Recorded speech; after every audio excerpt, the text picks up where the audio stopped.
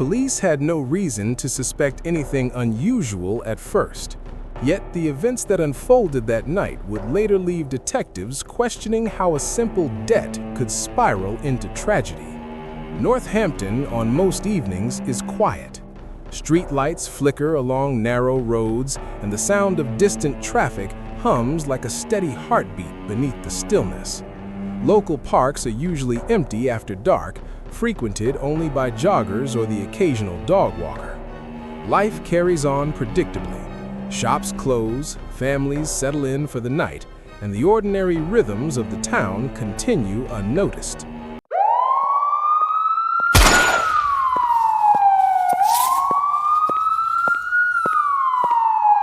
Tommy, like many others in the area, led a life defined by routine.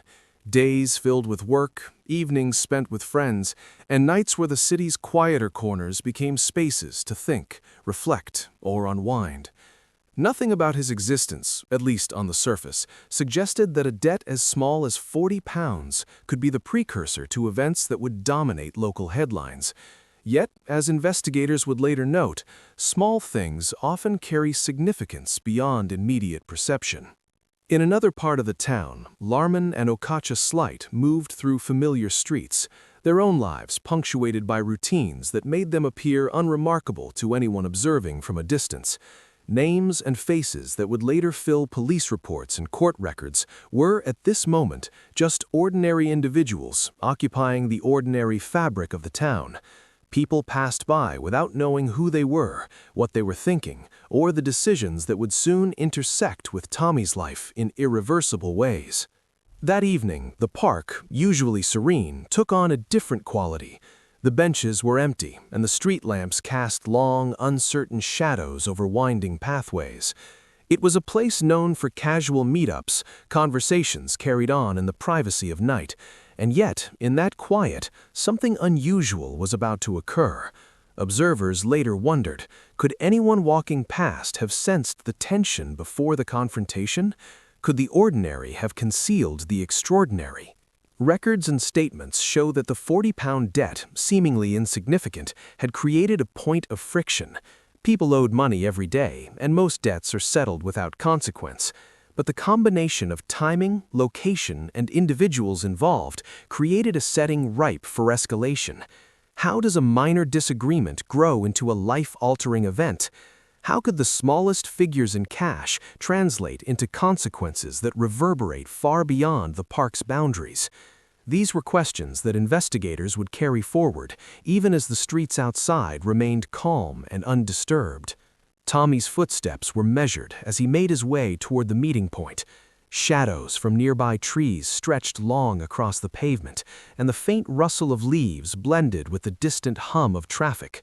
To any passerby, it was an ordinary walk, perhaps a routine stop in a familiar area.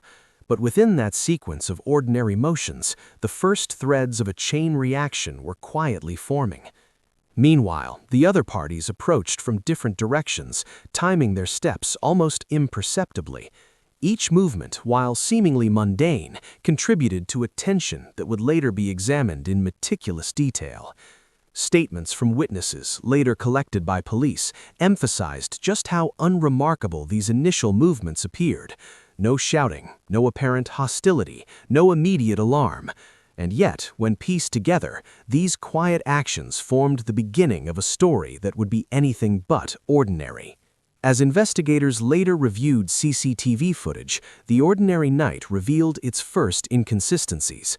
Minor anomalies, a parked car that lingered longer than expected, footsteps that seemed to pause and shift direction, figures that appeared in multiple frames without clear purpose. Alone, each instance could be dismissed. Together, they hinted at something beneath the surface. How could ordinary behavior in an ordinary park carry the weight it did? What small decision or misstep might tip the balance from conversation to conflict? The evening's normalcy extended to the surroundings. Residential windows glowed softly, lights flickered in rhythm with the quiet night, and the occasional dog barked in the distance. Life went on, untouched by the plans and disputes that were forming in the park. Observers outside could not have predicted what was about to unfold. Yet this contrast between routine life and hidden tension would become central to the narrative investigators pieced together in the weeks to come. Subtle questions emerged from preliminary interviews and early reports. Why had Tommy agreed to meet at this particular spot? What had prompted Larman and Okacha Slight to approach at that exact time? Could the sequence of seemingly trivial interactions have been altered by a mere 5-minute difference? These questions were not accusations, they were reflections on the fragility of events and how small factors can have far-reaching consequences. By the time Tommy arrived at the designated location, a minor but concerning sign had already appeared. Something about the behavior of one of the other individuals, perhaps a glance, a pause, a gesture, did not align with what might be expected in a casual meeting. Nothing overtly threatening, nothing criminal on its face. Yet in retrospect, investigators would point to this moment as the subtle precursor to what would soon become a pivotal confrontation. The park remained calm. The lamps continued their steady glow, casting long shadows over empty benches and winding paths. And in that calm, the stage had been set for a series of events that would leave lives altered forever. How could such an ordinary setting, with ordinary people moving through ordinary routines, become the backdrop for something so consequential? That was the question investigators would follow as they began to unravel the night, moment by moment, step by step. And at the very edge of the park, beneath the flickering light of a single lamp, a small detail was overlooked at the time, a discarded piece of evidence, unnoticed and unremarkable to anyone passing by. It would later play a crucial role in piecing together the chain of events, a reminder that even the smallest detail can carry significance far beyond its appearance. The night continued in silence, yet the undercurrent of tension had already begun.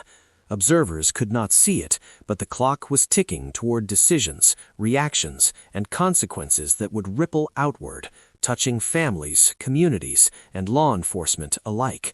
The ordinary had given way, quietly, to something extraordinary, and the investigation had only just begun. As the investigation unfolded, authorities began to examine the night in Northampton with greater scrutiny. Initially, the incident seemed contained, a confrontation between a few individuals, a minor debt, and the immediate consequences that followed. Yet when reports, witness statements, and preliminary evidence were compiled, patterns emerged that could not be explained by chance alone. Investigators noted small but consistent irregularities in the timelines of movements. Tommy's path through the park, for instance, aligned in ways that intersected with the approaches of Larman and Okacha Slight. But the reasons behind these overlaps were not immediately clear. Each movement, when considered in isolation, appeared ordinary. Taken together, however, the sequences suggested coordination or forethought. Authorities were careful to describe these findings without assigning intent. The goal was to document behavior and chronology, not to make assumptions about motivations. Other individuals connected to the wider network began to appear indirectly in the records. Imani, for example, emerged in statements describing peripheral interactions with some of the parties. At first, her presence seemed coincidental, a passing reference in witness interviews. But as the analysts cross-referenced times and locations, her activities intersected with the broader sequence more than once. Investigators noted the appearances factually, maintaining neutrality, aware that repetition alone does not imply wrongdoing. The behavior of the individuals in the hours leading up to the park meeting drew particular attention. Subtle deviations from routine, delays, unscheduled stops, or brief interactions with others appeared across multiple statements. Nothing suggested illegal activity at this stage. Each action could have a legitimate explanation. Yet the accumulation of small anomalies prompted analysts to consider whether these deviations were linked, and if so, how. Financial records and minor transactions were also examined. The £40 debt, while the nominal trigger for the encounter, was part of a broader set of interactions between the same people over preceding weeks. Purchases, repayments, and exchanges were logged in statements and bank records, creating a timeline that suggested repeated contact. Investigators emphasized that such documentation was standard, neutral information, but its alignment with the park meeting could not be ignored. How did a series of small, everyday transactions relate to a confrontation that escalated unexpectedly? Authorities began mapping the connections visually, using timelines and charts to see overlaps that textual records alone could not reveal. One observer might have seen Tommy walking past a row of streetlights at a particular time. A witness might have noted Larman pausing near a path minutes later. Individually, these were unremarkable observations. Collectively, they suggested a sequence that demanded closer attention, even if no single act was out of the ordinary. At the same time, investigators maintained awareness of context. The park itself, the time of night, and the environment in which the confrontation occurred all provided background, not evidence of intent. Officials took care to frame these observations as neutral descriptors of place and circumstance. The goal was to understand how events unfolded, not to judge the people involved prematurely. Communication between investigative units intensified. Analysts shared timelines and discussed minor discrepancies in accounts, not to accuse but to clarify. Some statements conflicted slightly in terms of minutes or distances, a common occurrence in witness reports, but these conflicts drew attention to potential areas worth exploring further. What seemed like minor inconsistencies raised the question, could the sequence of events have been influenced by factors that were not immediately visible? Patterns began to emerge beyond the park itself. Locations visited by the individuals before and after the encounter, shops, transit points, and local streets formed a loose network of movements that intersected at critical moments. Again, the investigators took care to avoid labels. There was no assertion that these patterns were criminal. Instead, they were treated as data points, pieces of a puzzle that could illuminate the circumstances surrounding the fatal encounter. In addition, some technological evidence, phone records, surveillance footage from nearby areas showed repeated points of convergence. Calls and messages coincided with observed movements, though their content remained neutral and legally protected. Analysts did not speculate on purpose, only noting timing, location, and frequency. The emphasis remained firmly on factual observation, ensuring that all findings were grounded in verifiable information. By the conclusion of this phase, it became apparent that the initial confrontation, though modest in nature, was situated within a web of connections that had previously gone unnoticed. Small behavioral patterns, minor deviations from routine, and intersecting timelines all contributed to a picture that was more complex than first imagined. For the first time, officials recognized that passive observation would not be sufficient. While no one's actions had yet been classified as criminal beyond the immediate incident, the patterns suggested a deeper level of coordination or interaction that required structured attention. The moment of recognition was quiet but significant. Authorities understood that closer, methodical scrutiny was now necessary to fully comprehend the events of that night and the interactions that had led up to them. As authorities began their closer review, the situation steadily expanded beyond the immediate park encounter.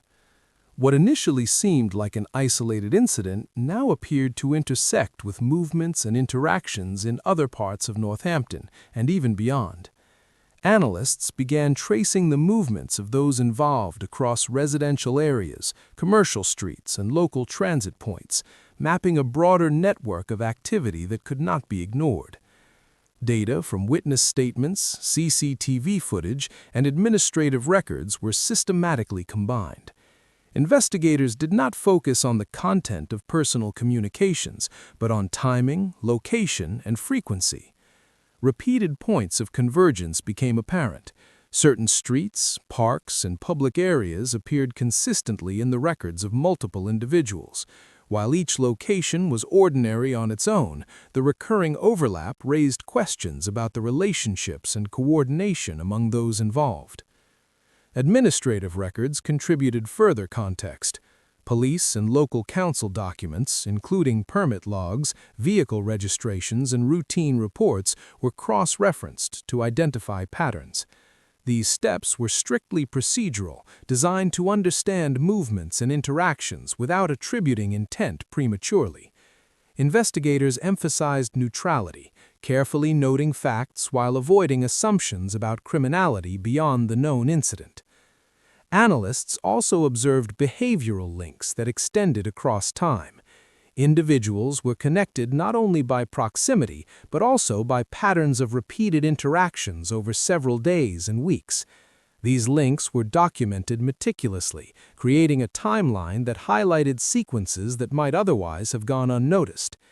Each observation was recorded as a factual note, and every anomaly was considered in the context of ordinary daily life. This methodical approach ensured that patterns were treated as points of interest rather than proof of wrongdoing. As the investigative lens widened, collaboration between departments became increasingly important.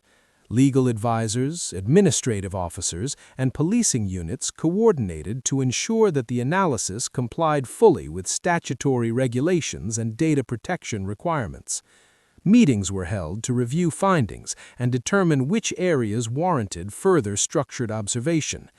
The emphasis was on understanding the broader context, reinforcing that the investigation remained factual, impartial, and methodically documented.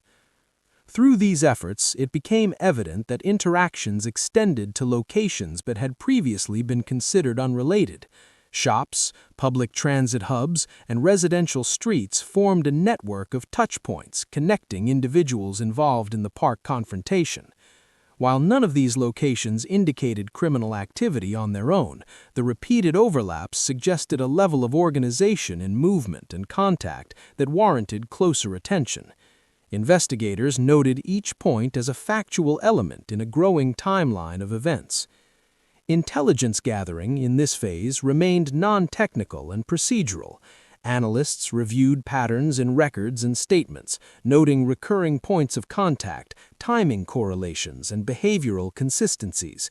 No operational tactics, surveillance methods, or real-time monitoring were discussed or implemented at this stage. Instead, the focus remained on building a comprehensive understanding of relationships and sequences through publicly available information and lawful investigative processes. Financial interactions, while minor individually, also became part of the broader picture. The £40 debt was just one small item in a sequence of exchanges, payments, and reimbursements documented in statements and records. These transactions, when combined with movement patterns and repeated interactions, began to suggest that the confrontation in the park was embedded within a broader web of connections that extended beyond a single moment. The pattern of activity prompted the investigative team to consider wider implications. What might have seemed incidental now suggested systemic links between individuals and locations. Investigators took care to frame this insight cautiously. The existence of patterns did not imply premeditated criminal coordination, but it did indicate that events were interconnected in ways that merited careful examination. By the end of this stage, a significant shift occurred in the investigation's direction. What had begun as a focus on a singular, immediate incident expanded into a network-based review, connecting timelines, locations, and repeated behavioral sequences. Authorities recognized that understanding the broader context was essential to accurately interpreting the confrontation and the subsequent consequences. The investigation's focus now required integrating administrative, legal, and investigative findings across multiple domains. Analysts were tasked with identifying overlaps, documenting recurring interactions, and presenting observations within strict legal frameworks. This new perspective marked a turning point. The inquiry would no longer be confined to the park incident alone, but would instead consider the wider network of interactions, movements, and context that had led to the night's events. With this expansion, investigators prepared to move from observational analysis toward procedural pressure, reviewing evidence in a coordinated manner that balanced scrutiny with fairness.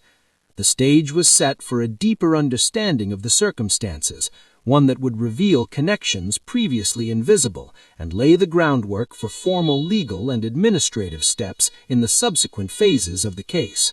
With the investigation now encompassing multiple locations, timelines, and networks, law enforcement approached the next stage with careful structure and methodical oversight.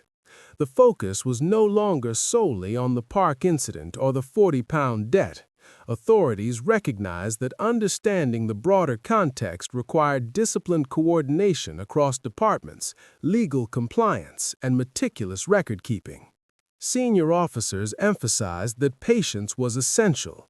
Analysts and investigators were tasked with reviewing every piece of evidence slowly and deliberately. Statements from witnesses, administrative records, and CCTV footage were scrutinized, not for drama, but for factual alignment.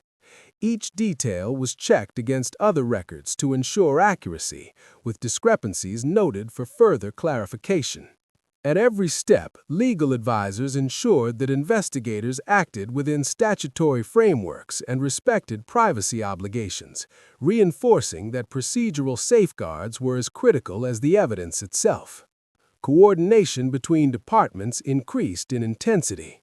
Local police units, administrative officers, and investigative analysts held regular briefings to consolidate findings and discuss anomalies. Every observation was documented formally, with the rationale for including each detail clearly stated. No assumptions were made about intent. The priority remained to establish factual connections, track movements, and understand behavioral patterns. This methodical approach reduced the risk of misinterpretation and strengthened the credibility of the investigation in case of judicial review. Pressure began to build in a procedural sense rather than through overt operational action. Analysts continued to map interactions across timelines and locations, highlighting repeated touchpoints among Tommy, Larman, Okocha Slate, and peripheral figures like Imani. While none of these connections alone indicated wrongdoing, their alignment across multiple days and settings underscored the importance of structured oversight. The investigation's intensity derived from the accumulation of data and the careful consideration of patterns, rather than any immediate enforcement measures. As part of this phase, investigators examined supporting materials in greater depth. Records of minor financial exchanges, transit movements, and interactions with commercial or residential premises were collated. Analysts created detailed timelines connecting observed movements with administrative entries. Each step was designed to maintain neutrality, presenting facts without interpretation. The goal was a comprehensive view that would support any future action while remaining fully aligned with legal and procedural standards. Review sessions became increasingly central to the process. Teams evaluated findings in controlled settings, cross-checking observations with independent sources and historical data. Senior officers reminded investigators that anomalies could have multiple explanations: human error, coincidence, or routine procedural variation, emphasizing the need for caution before drawing conclusions. Documentation was rigorous. Every finding, discussion, and decision was logged to create a transparent record of investigative reasoning. In parallel, analysts revisited surveillance footage and witness statements, looking for consistent markers in behavior and location. Repeated interactions at particular points, street corners, residential driveways, and local shops were noted without implying intent. These convergences, though mundane individually, suggested a level of organization that required careful attention. Investigators approached each discovery with factual neutrality, framing observations in terms of patterns and timelines, rather than motives or assumptions. Unexpected developments emerged as investigators cross-referenced financial exchanges and location records. A minor transaction that had initially seemed routine, related to the 40-pound debt, was linked to a series of movements and contacts that had not previously been considered connected. Analysts verified the data meticulously, confirming that the sequence was accurate and reproducible across multiple independent sources. While the transactions themselves were lawful, the alignment across dates, times, and locations was notable. This factual revelation prompted a subtle but significant shift in investigative perspective.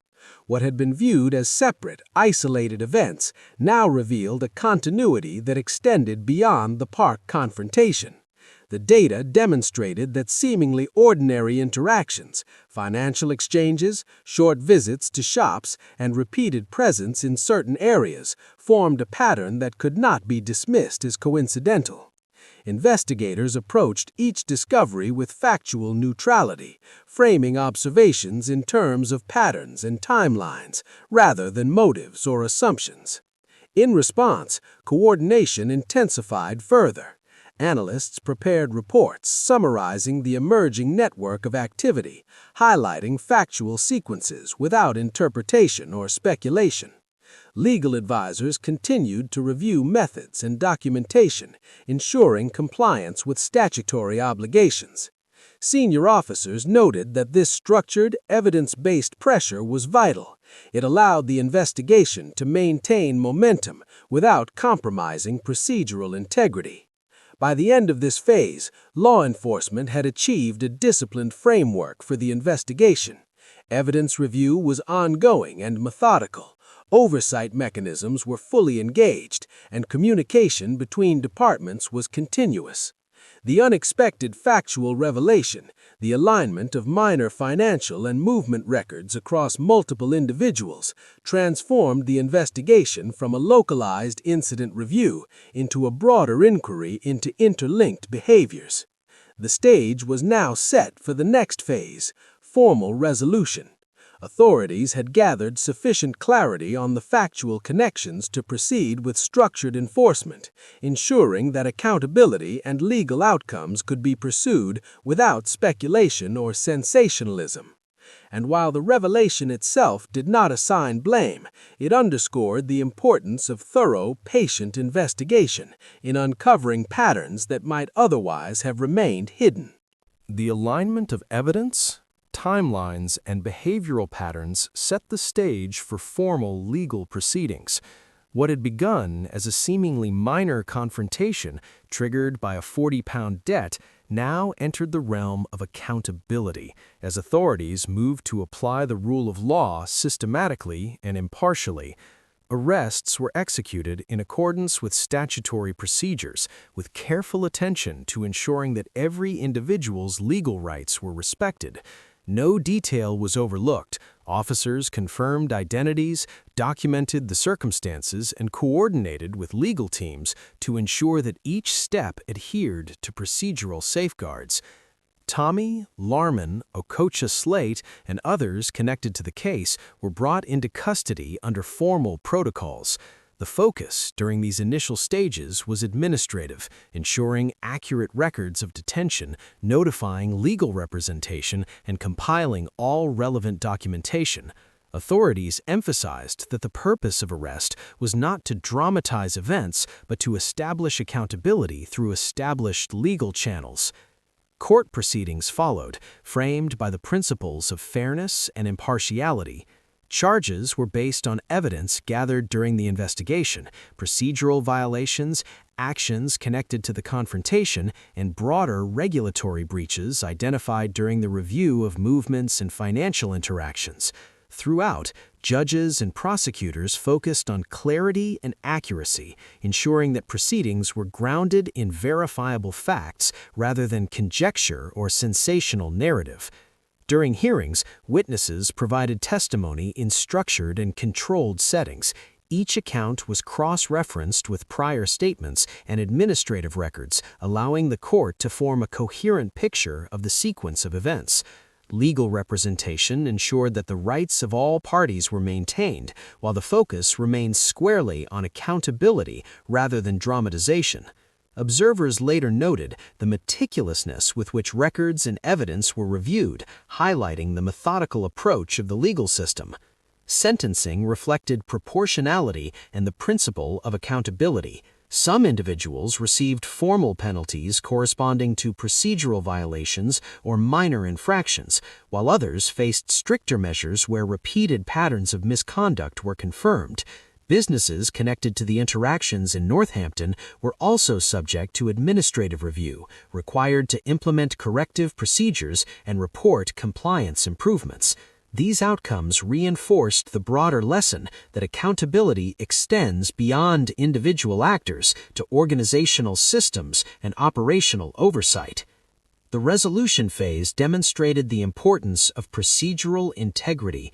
Authorities ensured that every step was documented, transparent, and compliant with statutory requirements. Each arrest, charge, and sentence was logged, forming a permanent record that could withstand scrutiny and support future preventive measures. This careful approach reinforced public confidence that enforcement was conducted fairly, proportionately, and with adherence to legal standards. The community impact of the proceedings became evident quickly. Local residents, previously unaware of the depth of events behind the park confrontation, observed the functioning of law enforcement and the judicial process. Businesses and individuals took note of the importance of accurate record-keeping, vigilance in financial transactions, and the broader implications of even minor disputes.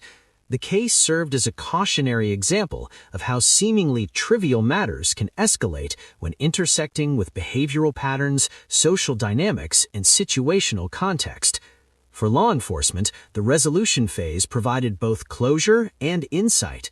Investigators reflected on the effectiveness of methodical observation, cross-referencing administrative records, and maintaining procedural safeguards throughout the inquiry.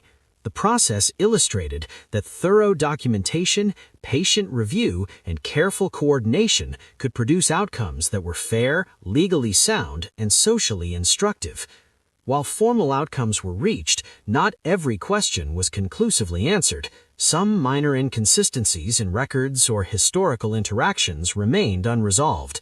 Authorities acknowledged these limitations, framing them as the natural complexity of real-world events rather than shortcomings in the investigation. The focus remained on lessons learned and procedural improvements rather than dramatizing unresolved elements.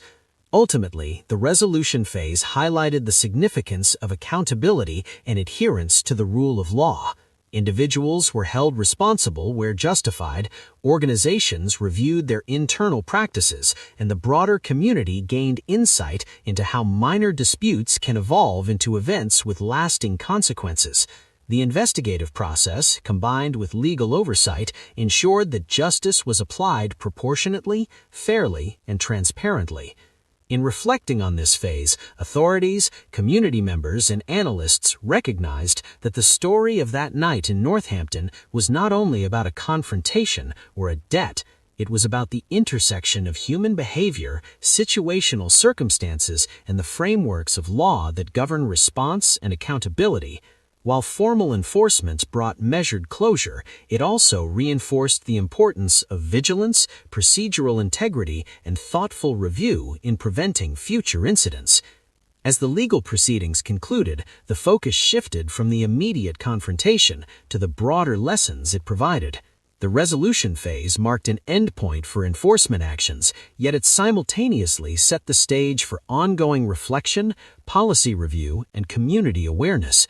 The case served as a cautionary example of how seemingly trivial matters can escalate when intersecting with behavioral patterns, social dynamics, and situational context.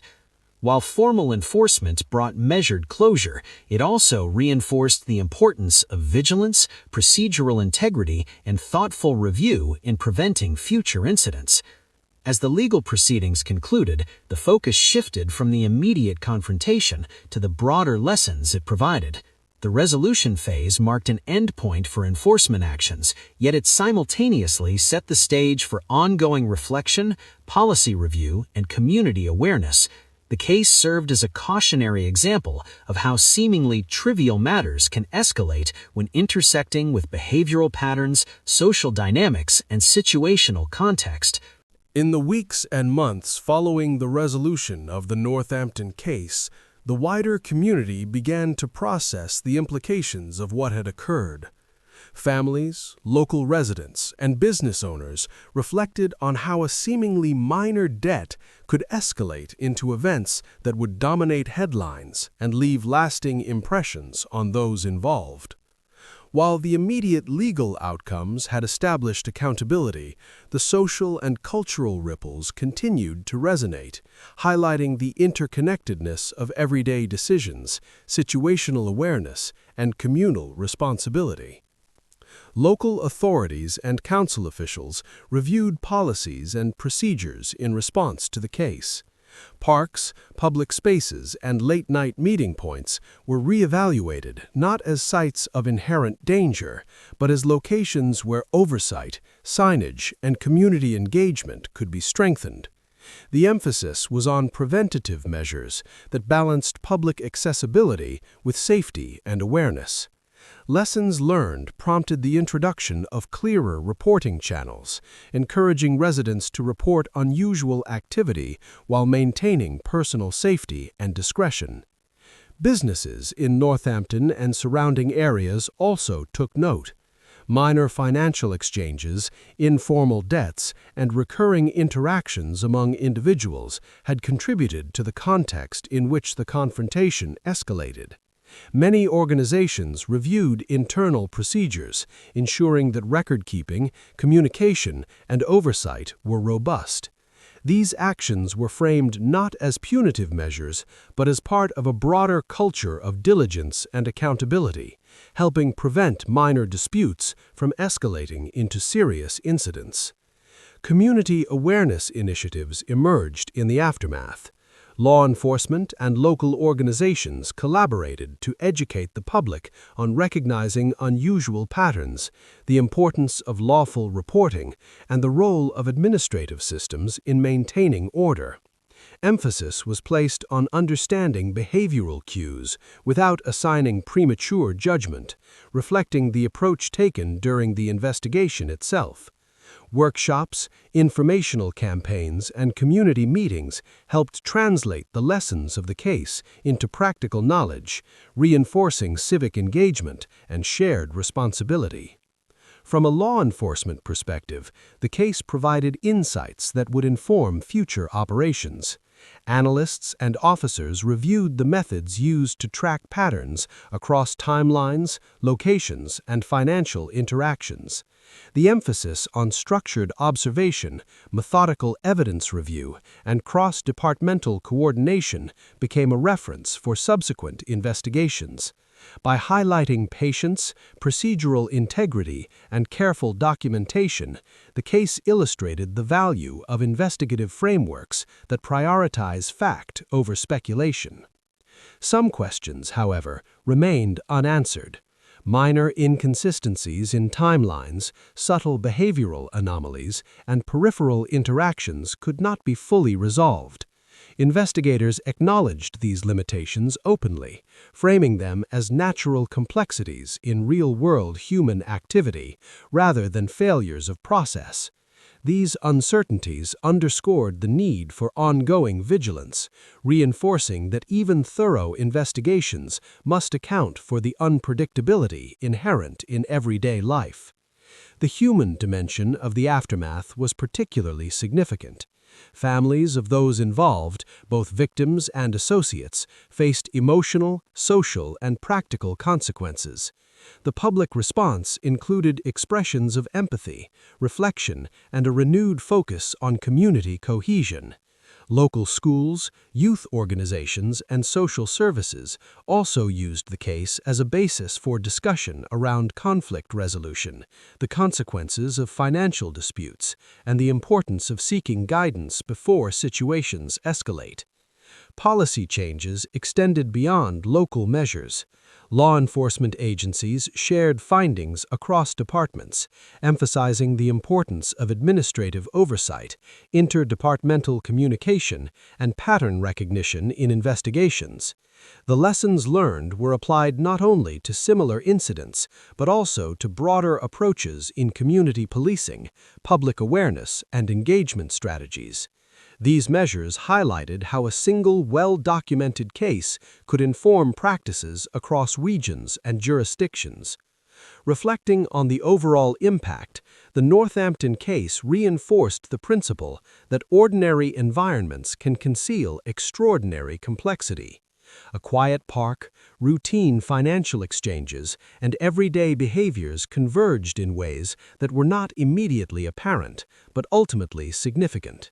The investigation, resolution, and ongoing reflection demonstrated that accountability is multifaceted. It involves legal frameworks, community awareness, organizational diligence, and individual responsibility. Ultimately, the story of the £40 debt and the events that followed serves as a reminder of the interplay between small decisions and larger consequences. The careful, neutral, and methodical approach adopted by authorities ensured that justice was applied fairly, while also providing the community with knowledge and awareness to prevent similar situations in the future. As Northampton returned to its familiar rhythms, with streetlights casting their steady glow and quiet pathways once again carrying ordinary footsteps, the memory of that night remained a subtle but instructive presence. It illustrated that even in the most routine settings, attention, care, and understanding can illuminate truths that might otherwise remain hidden, and that vigilance, patience, and procedural integrity continue to be the foundations of a safe and informed community. If you found this documentary insightful, don't forget to subscribe for more gripping UK true crime stories, in-depth investigations, and factual accounts from across the country. Hit the bell icon to stay updated and never miss a revealing story.